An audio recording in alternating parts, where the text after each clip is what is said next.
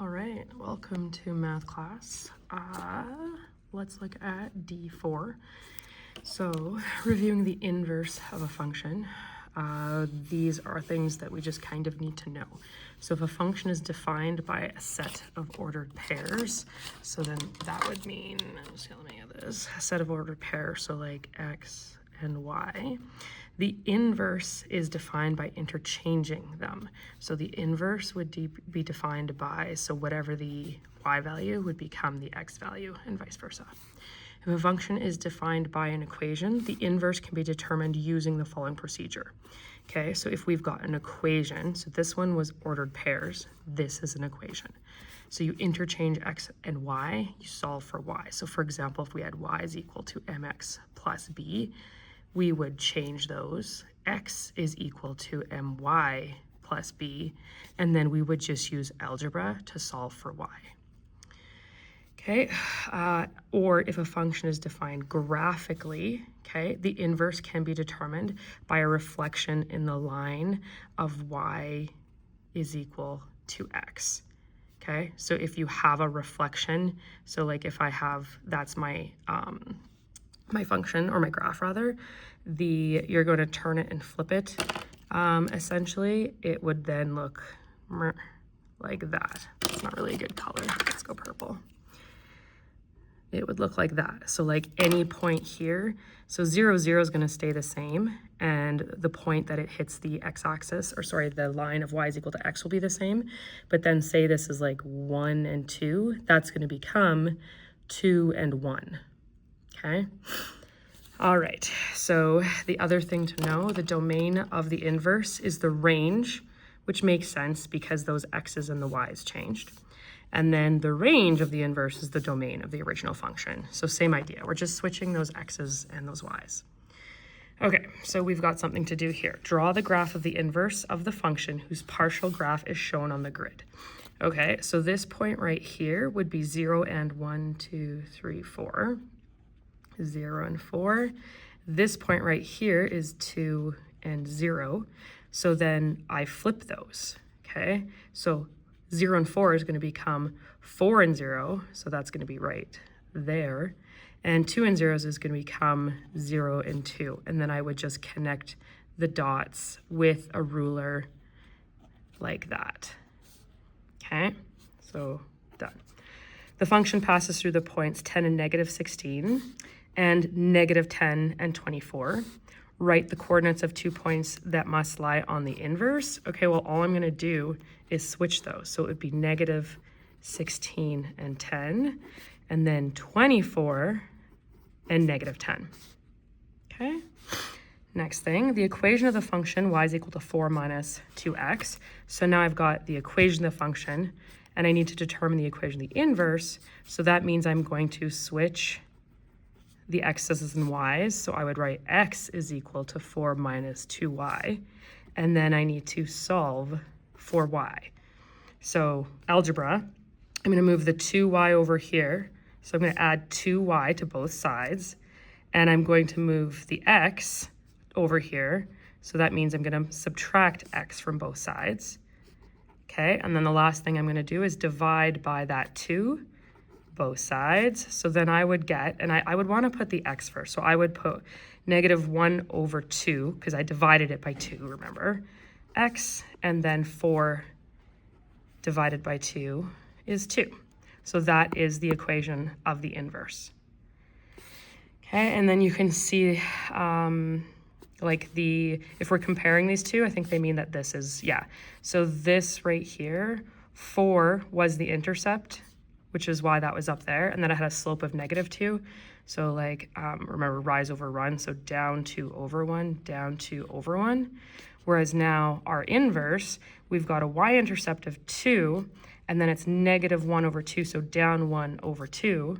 So down 1 over 2, down 1 over 2. Okay, complete the following statements. The inverse of a set of ordered pairs may be determined by interchanging the coordinates, switcheroo for the x and y. The domain of the inverse is the range of the original function. Are they calling it original? Probably, yes they are. Original function, OG. And then the range of the inverse is the domain of the original function. Okay, so then our last part on this page, a function is defined by the equation y is equal to 5x plus 6. As a first step in determining the inverse, a student interchanges x and y to obtain the equation x is equal to 5y plus 6. Excellent. What must the student do to complete and determine the inverse of this? Okay, well, once we have x is equal to 5y plus 6, we just need to solve for y. So that means switching the x and the 5, so that's going to be minus 5y minus 5y, and then minus x, okay, and then divide by negative 5, and you're going to get y is equal to, and so negative 1 over negative 5 is just going to be 1 over 5. And then that's going to become negative 6 over 5. And we're writing it in the form of y is equal to mx plus b, so that's why we would write it like this. Okay, there's the first page. Okay, page 216. So exploring the inverse of specifically an exponential function. So we know what we can do if we're given the coordinates, if we're given the equation, and if we're given the graph. And we're just going to do this specifically with an exponential function. So to find the inverse of a function algebraically, we have to switch x and y and then solve for y. So if we try to do that with this, so that's going to become y is equal to 2 to the power of y.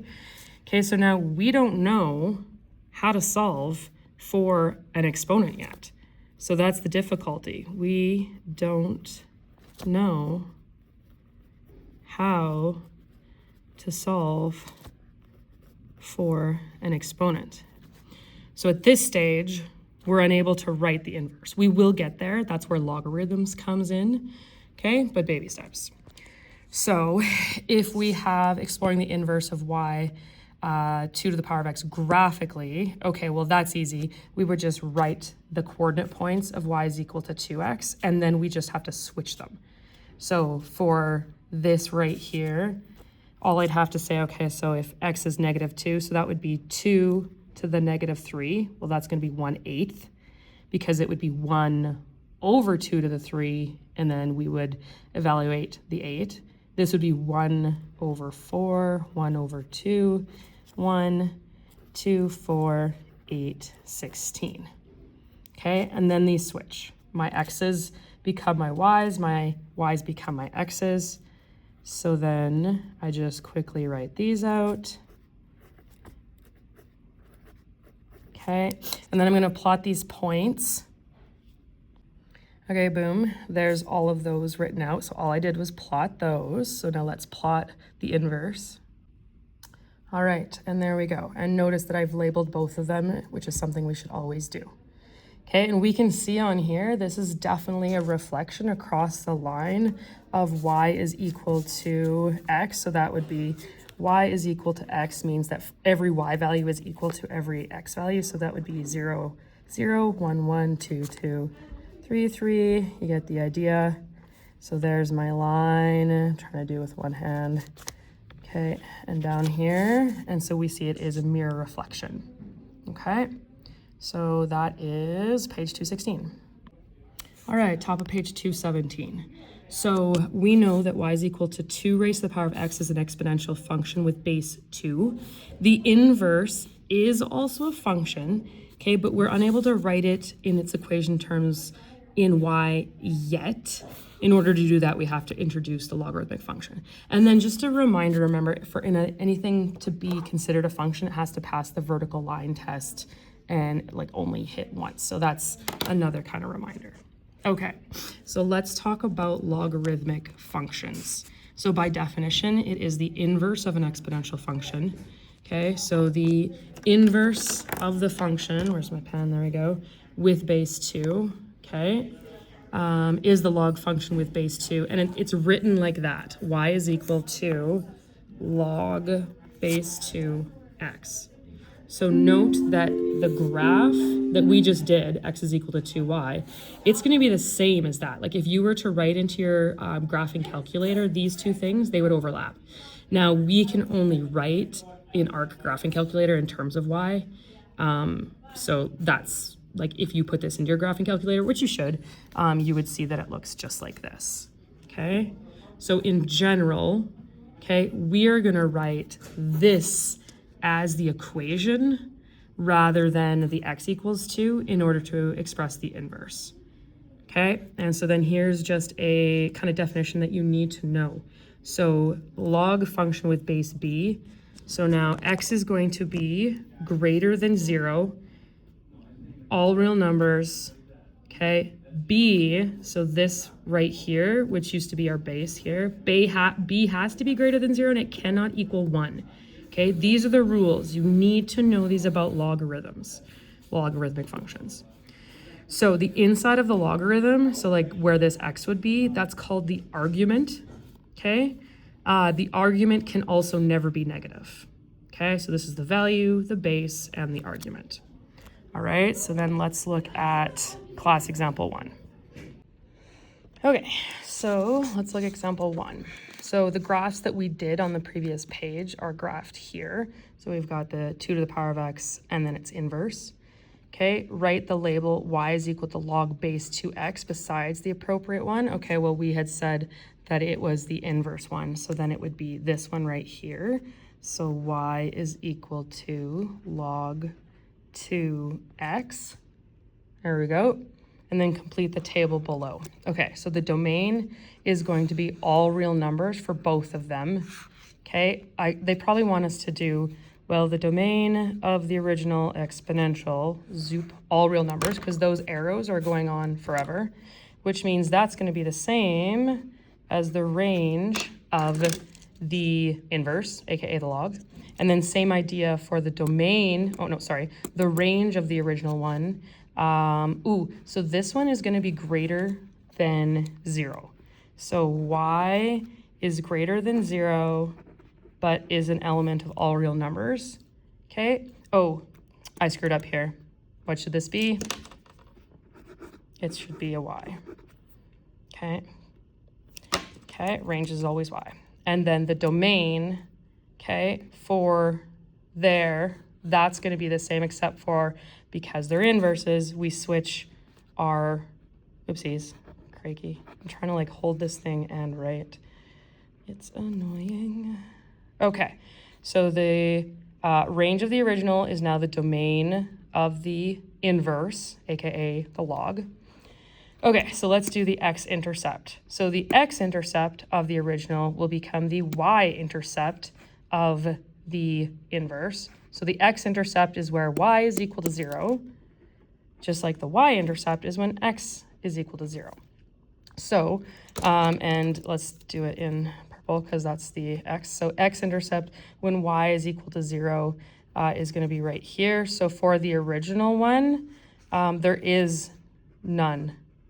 There is no x-intercept because it does not cross the line because there's a horizontal asymptote of y is equal to 0.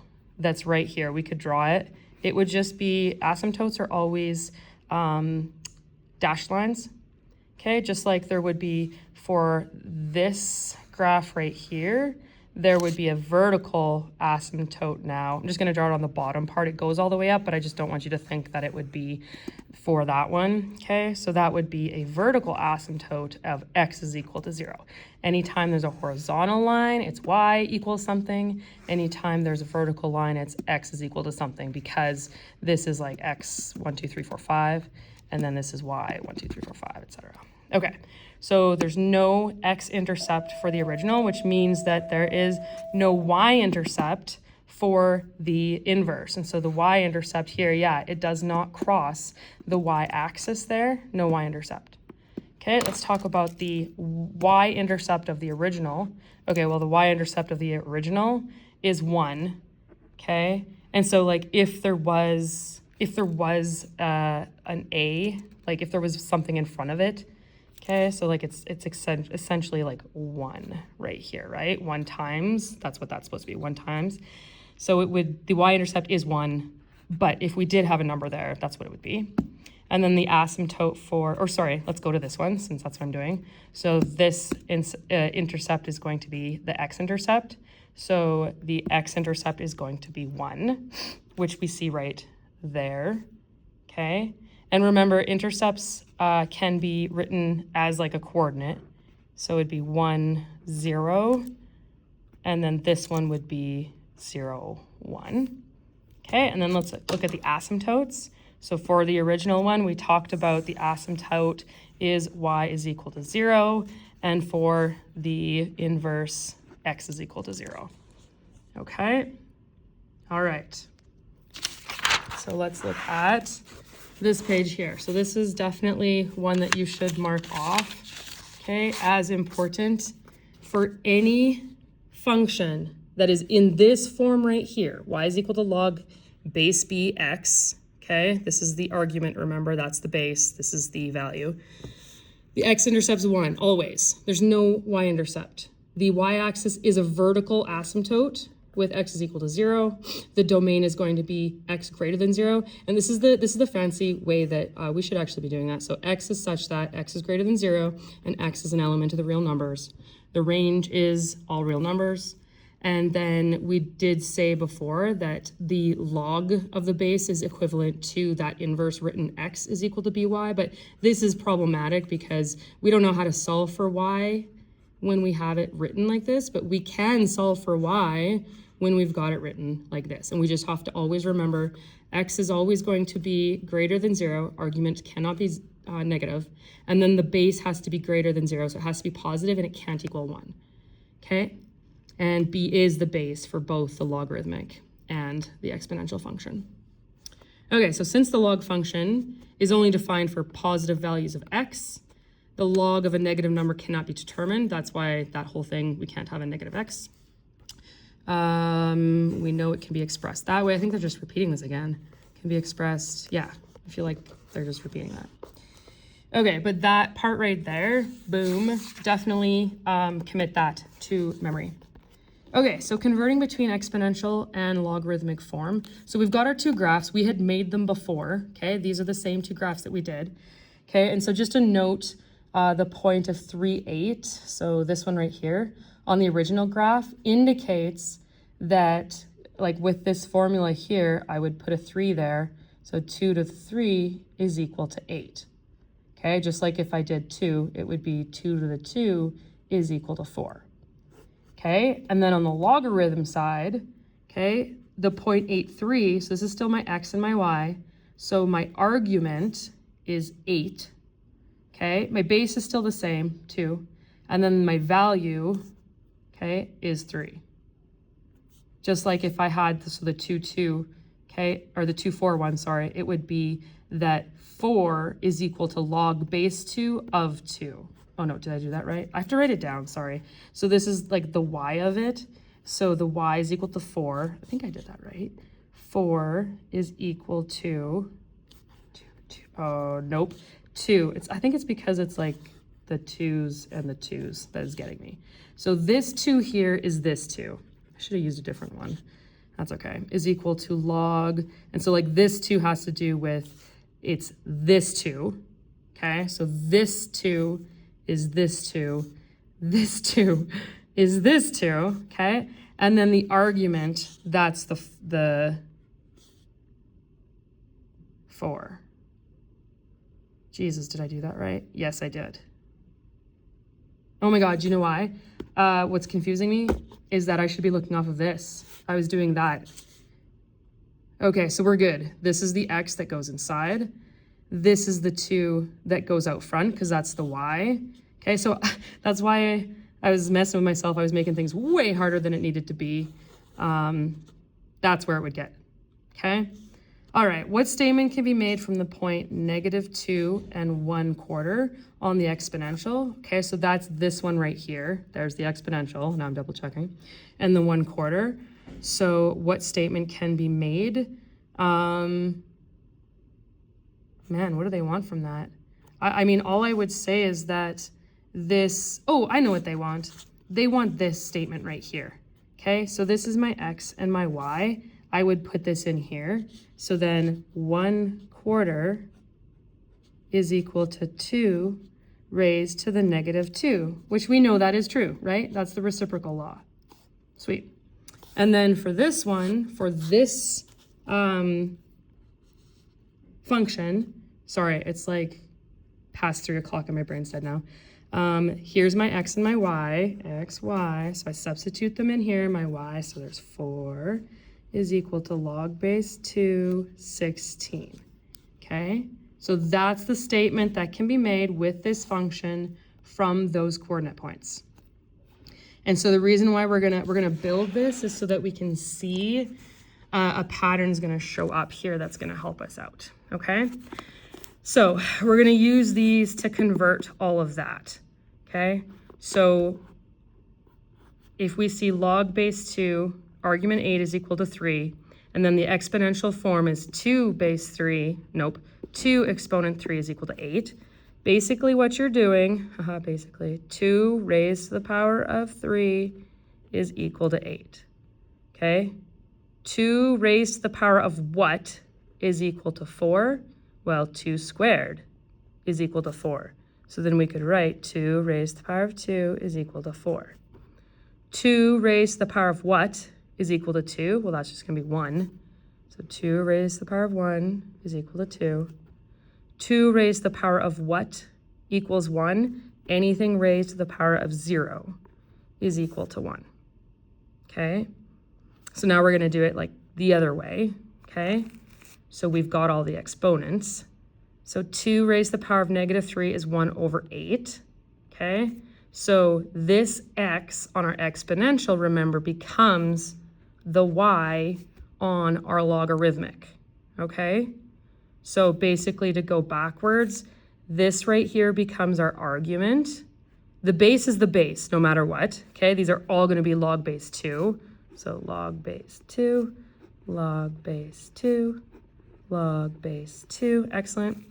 So then, like I said, the exponent, or sorry, the argument is going to be, let's do that one first. Okay, so 1/8, 1/8. This is going to be 1/4. This will be 1/2. This will be 1. And then they're all going to be equal to the corresponding exponent. Okay? All right, so that's the pattern. Let's look down at this. So use the fact that x is equal to 2 to the power of y, y is equal to log base 2. So like this is what we had looked at before, our little transformation there, to convert from exponential logarithmic form.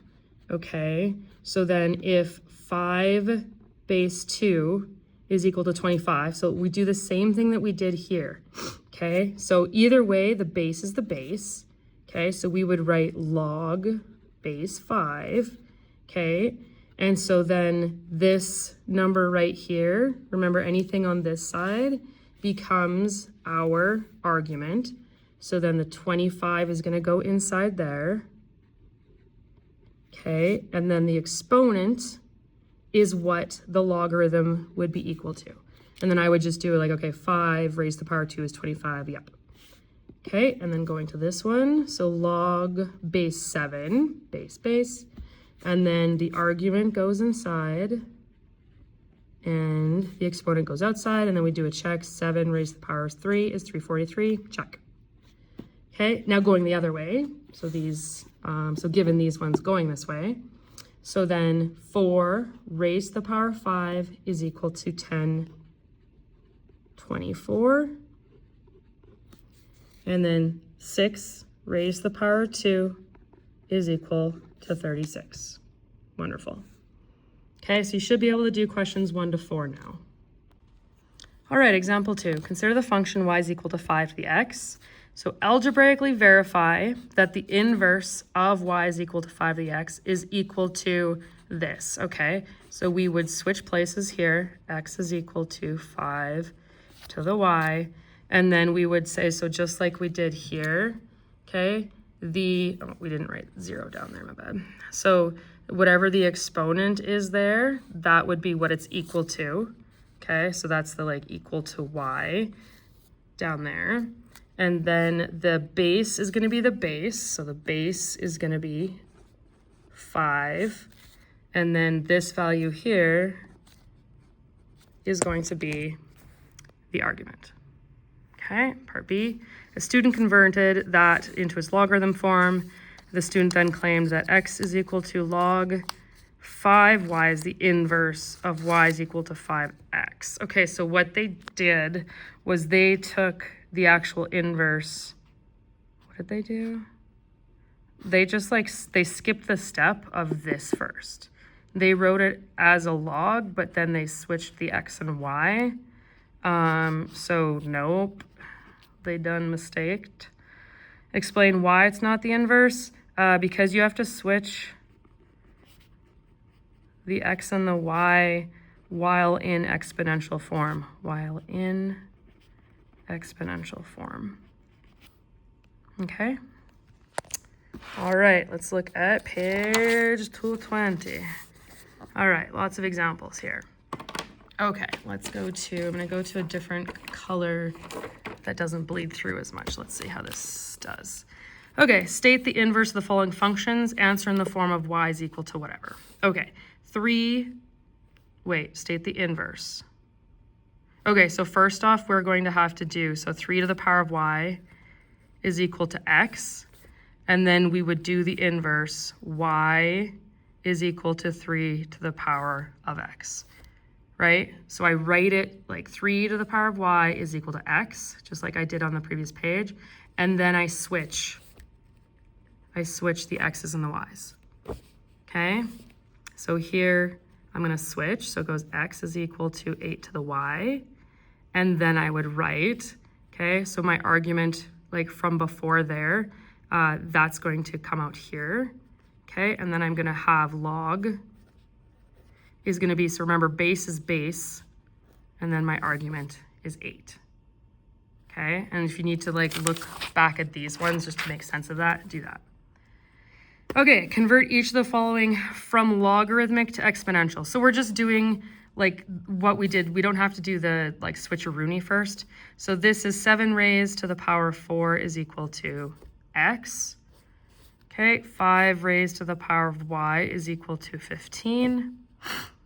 T raised to the power of m is equal to b. So I'm gonna write it like this. T raised to the power of m. Okay. And then same here. So the base is the base, 4, okay? And then the argument is going to be that value, okay? And then the exponent here becomes the value, right? Because remember, I'm just gonna go back here just for the terminology, just to give everyone a review here. The argument's the guy inside. Sorry, it's not focused. Focus. Darn you.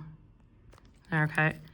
Base, that would make sense. But the value's what it's equal to, and the argument's what's inside, just so that everybody's good. Okay, that's what that one is. And then this one. Okay, there's our base. So log base 2. Okay, and then this is going to be 1 over 8. You can put brackets around that too if it like gets weird. And then that's going to be equal to -3. And so like once again, I would just do like, okay, 2 raised to the power of -3 is equal to 1/8. Good. Okay, and then this one, the base is e, so log base e. This value is going to be my argument, and my exponent becomes my value. So now you should be able to do 5 to 9.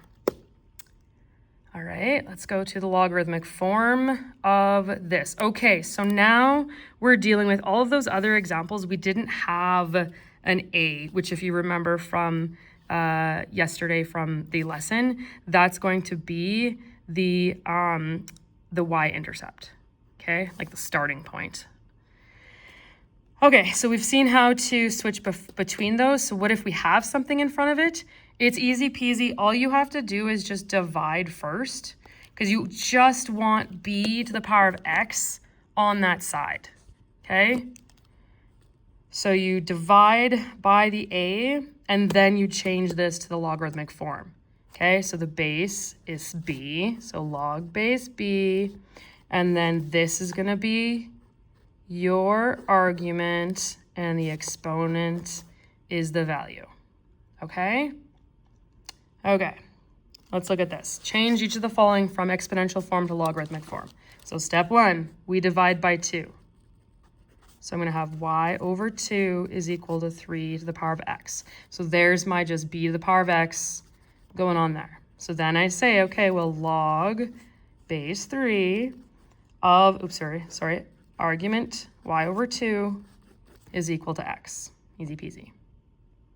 Okay, this one, divide by 7. And feel free to pause these and like try some of these yourself first, because I feel like you should be able to do that. And then check or not, keep following. So I've divided that, so now I can say, okay, my base is 4, so log base 4. My argument is going to be h over 7, and then it's going to be equal to k. And once again, we can put brackets. Okay, divide by r, so t over r is equal to s to the power of p. So log base s of t over r is equal to p. This one here, ooh, we've got a fraction. No big deal. So we're going to divide by 3 over 2, which means multiplying by its reciprocal. So it's going to become 2 over 3 on this side, and then the y stays on top, right? It's just 2/3 multiplied by y, okay? And then multiplied or equal to 10 to the power of x, and then log base 10 of argument 2y over 3 is equal to x. All right. All right, one more question. So change each of the following to the form. Okay, now we're doing the opposite. Okay, but we're gonna like end up moving the a over. So here we go. 7 raised to the power of x is equal to y over 3. Okay, and then I want just y on this side. So I'm gonna show it on this side. And then I would multiply up, and I would just show the little multiplication there, 7 to the x. Okay, same thing here. 10 raised to the power of x is going to equal y over 4. Then just write it as y, and then you multiply, show that that is up there. And so these, like if you were to graph these out, this would have a y-intercept of 4. This would have a y-intercept of 3. Okay, they're both whole numbers, so that means that they would be going up, so they'd be in quadrant 1. Okay, so just things to think about, things that we've learned. Okay, and then this one here, so 5 to the power of x is equal to 7y, and then divide by 7. So I'm going to have, so I would show it as this,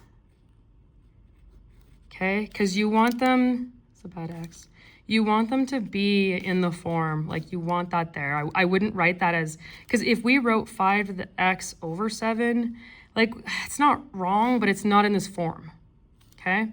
And somebody might like, oh, what if I put brackets around this? And then they would like put that x to both of them, which would be an error, obviously, but don't want to run the risk. Okay, and the last one, e raised to the power of x is equal to y over 5, multiply by the 5, and there you go. Okay, that is lesson 4, so you guys can work on the assignment.